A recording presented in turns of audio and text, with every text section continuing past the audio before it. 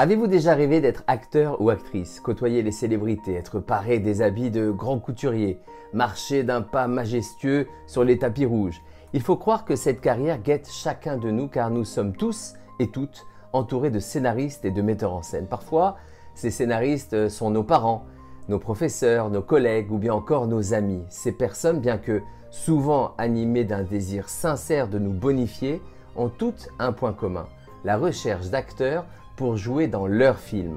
Dans leur film, nous sommes ingénieurs, médecins, avocats ou encore religieux de telle ou telle manière. Durant toute notre existence, nous sommes confrontés à ces habits avec lesquels l'autre souhaite nous vêtir. Or, chaque personne détient une voix en elle-même. Il s'agit de son âme.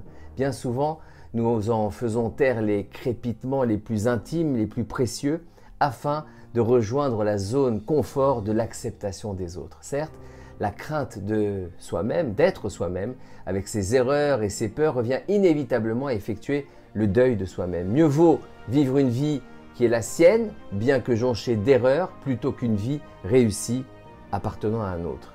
Les erreurs de notre existence ne sont pas des défaites, mais une case obligatoire.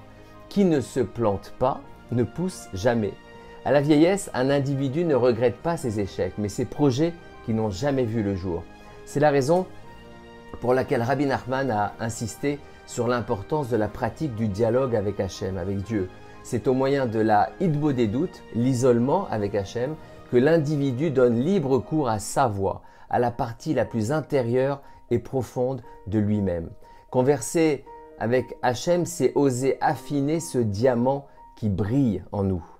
La première radio Breslev francophone, 24 heures sur 24.